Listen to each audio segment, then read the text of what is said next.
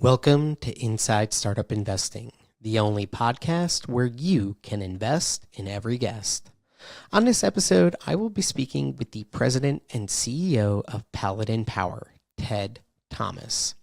As a reminder, if you like what you hear on today's episode, you can invest in Paladin on WeFunder, regardless of whether or not you're accredited, with a minimum investment of $1,000 until December 18th, 2025.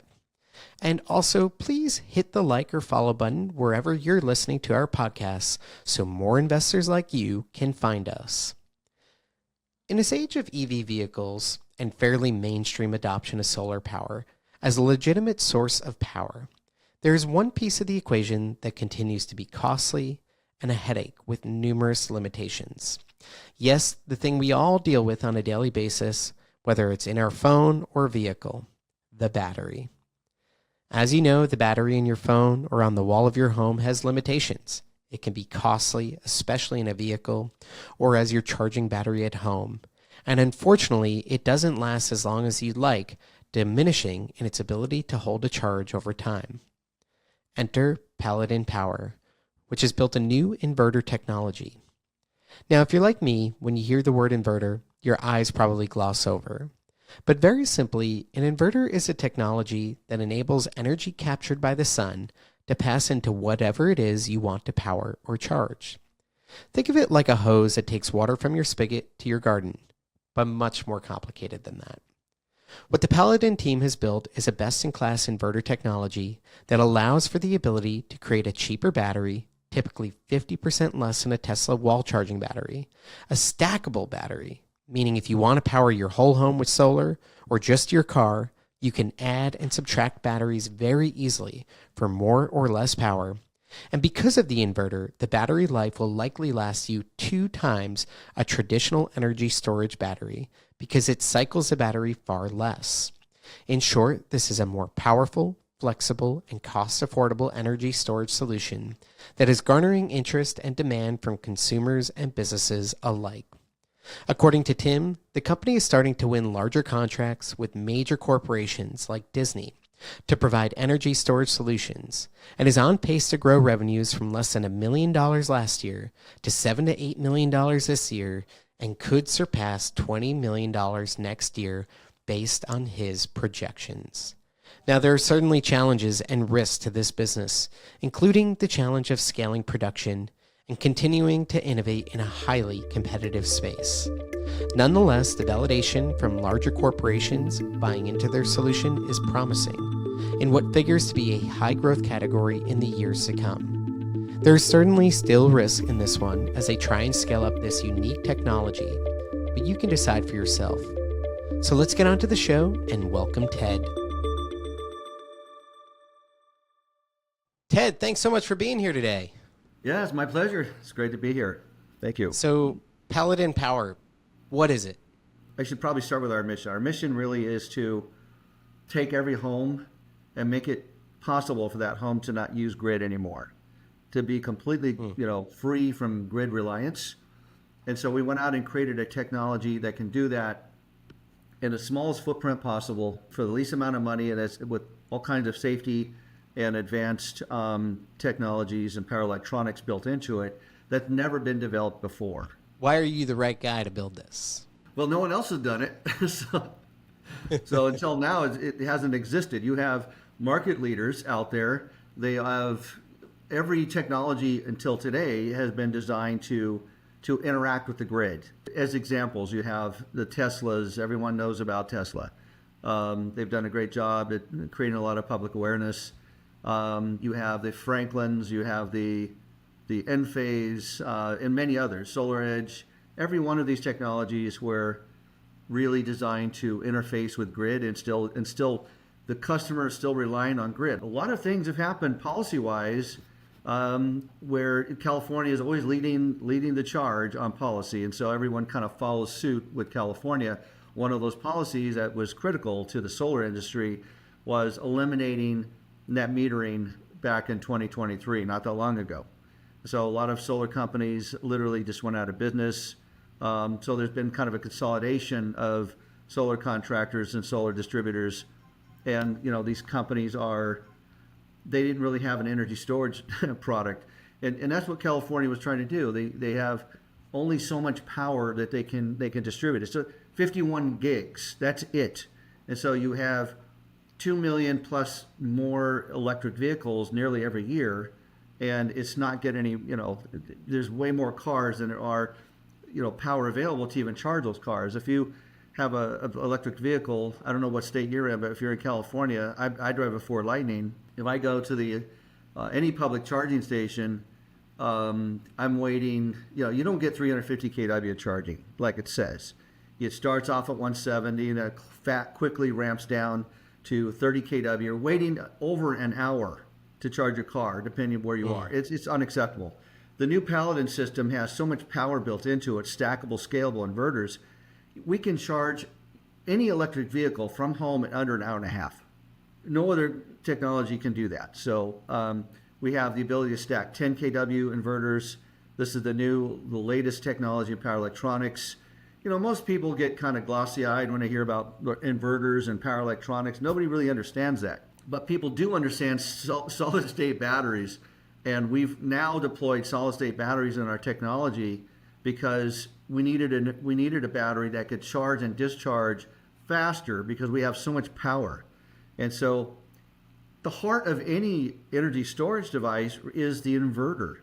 So the inverter is quite literally when energy is coming from maybe it's your solar panels and it's coming through the system, and now you need to get it from coming through the system and into the battery to be held onto. And then there's going to be the moment in time where that energy that's been pulled into the battery now needs to go out and go into the vehicle or whatever it may be. Are you saying the inverter is quite literally the thing that helps the energy go into the battery and back out of the battery? Yeah, it's even better than that. We designed our technology, before the solid state batteries came along, we designed this new inverter.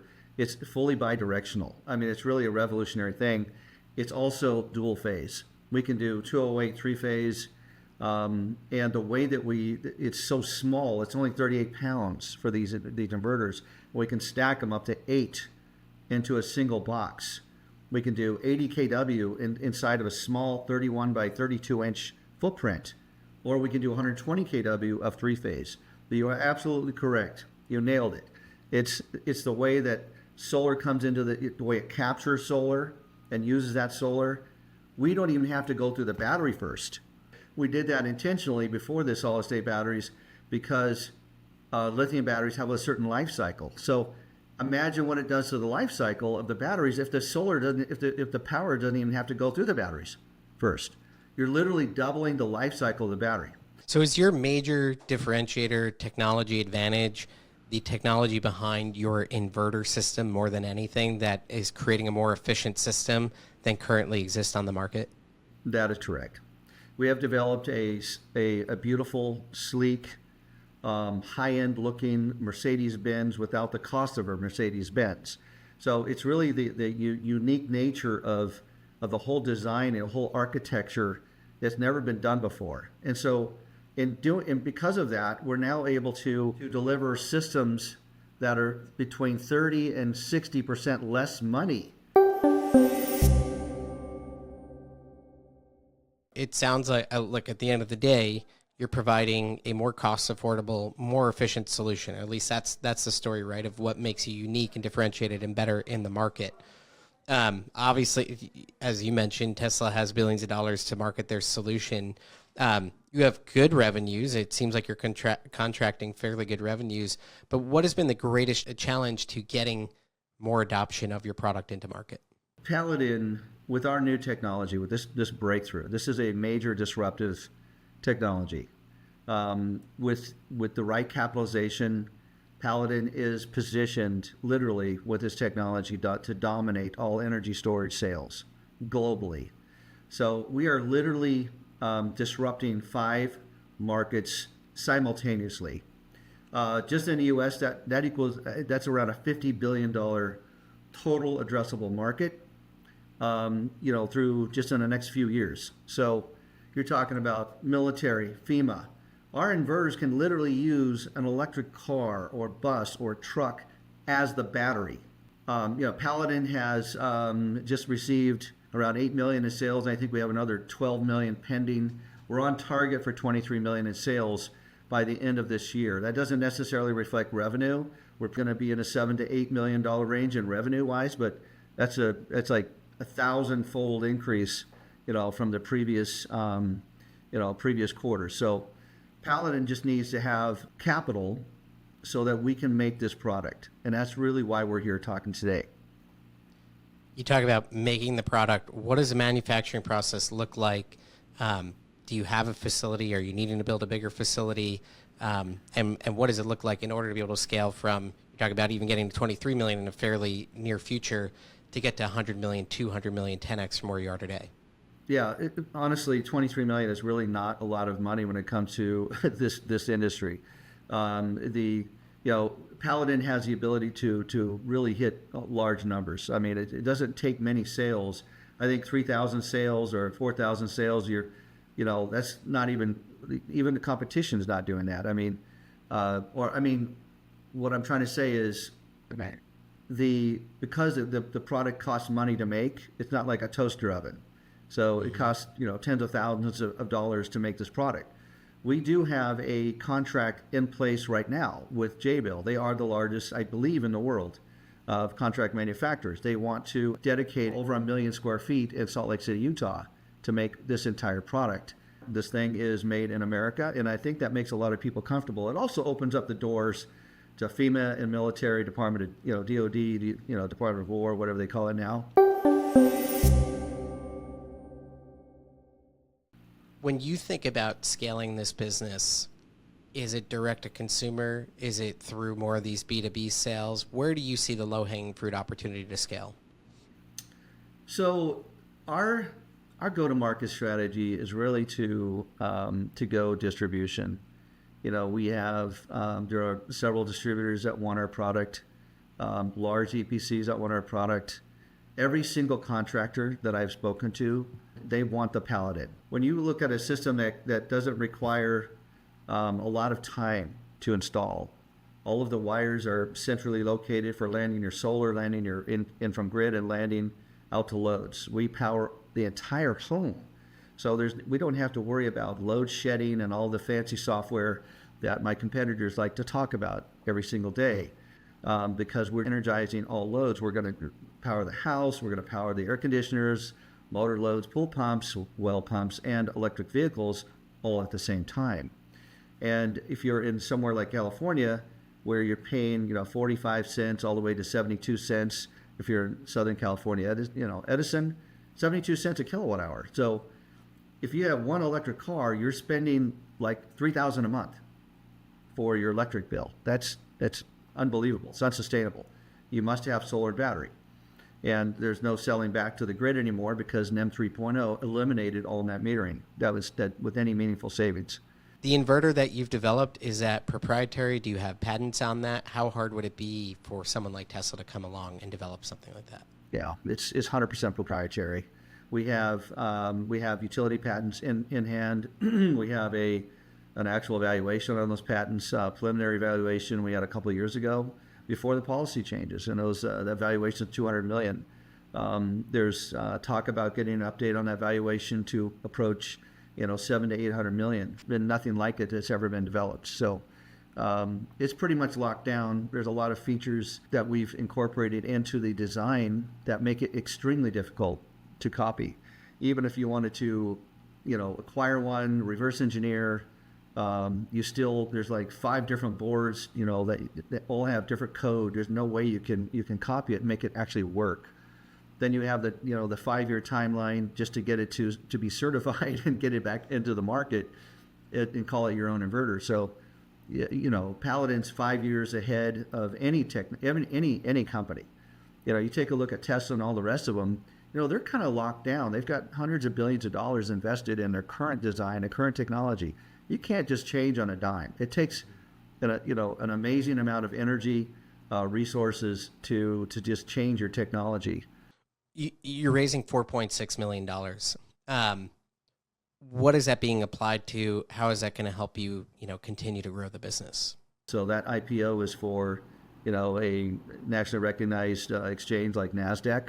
You all have been around for a while, have invested in the technology, have invested in the approvals, invested in the protections around all of your technology, and now you're in that commercialization phase, which is really exciting, and it's definitely a wonderful moment for a business when you're exiting that time of real R&D into, hey, now we can actually commercialize and scale the business. What does the team look like today? What additional pieces do you need to add to the team outside of manufacturing capabilities and more salespeople? What does that look like to start really scaling the business? Yeah, we'll be scaling up. We've got a lot of project related things happening. We've just landed a very significant deal with Disney. In fact, I will be on location in Orlando, Florida, tomorrow, filming one of the installations that we just completed. So it's kind of a big deal, and I can't tell you where it is, but it's significant. When you go to potential clients, first off, it would be helpful to know, like, what's the general profile of client right now that's saying we need Paladin, and then what's the thing that makes them go, we have to use you, like we can't use the status quo, we have to go with Paladin? It's such a great question. It's such a great question. It's a multifaceted answer because we have people calling us from the Midwest who just had their rates increased 2 to 3 times in just the last year. And the reason for that is because most people don't realize this, but tariffs have literally have an impact immediately and in real time. All the utilities in the country, they get all their materials from China. So you have really huge tariffs, 35 to 45% tariffs, and all the materials, all the wires and all the things that they purchase, except for transformers. There's a 4-year wait for transformers in America. So if you have any kind of significant, event such as what happened in North Carolina or like the fires in Los Angeles, thousands of homes burned down, but there are also thousands of homes that didn't burn down. And those homes that didn't burn down, well, they don't have any power. If they don't have the Paladin system, they're just going to sit there. And I don't know what's going to happen to them. But the other kind of profile that's calling Paladin is the folks that are losing power in, the East Coast, wherever they are, New York, Maryland, Maine, people just everywhere are concerned about losing power. If you're in California, you're concerned about losing power and the cost of power. It's unsustainable without solar and battery. The reason they call Paladin in the first place is because they find out about us. And so, we're relatively unknown, and some of that is intentional because our product is so desirable that if you don't have the product available, you literally lose credibility if you can't perform. And that's one of the things I wanted to touch on, was mentioning earlier. These large EPCs and distributors, they want to see that the company has sufficient backing, that they have sufficient inventory, because these contractors take 2 to 3 months sometimes, getting permitting or getting rebates, and they have to know that product's going to be available when they need it. They're not just purchasing product up front and then waiting. Their cash flow can't manage that. So they're getting the permitting, they're lining up the product, then they purchase the product when the time is right. So it has to be product first and then marketplace. So it's a challenge to have the best technology that's ever been developed and not have enough product. We can't make it fast enough. So when someone like Disney comes along to you and says, we need your product, why is Disney buying in? Why do they need Paladin? They recognize that Paladin is, one, an American company, and 2, we're dedicated to security measures as it relates to inverters, U.S. servers, and all the other stuff. The second thing they're interested in is we're deploying safe new batteries that don't catch fire, and so that's kind of a big deal. They're looking for Paladin to replace all their generators. We're looking at doing housing projects.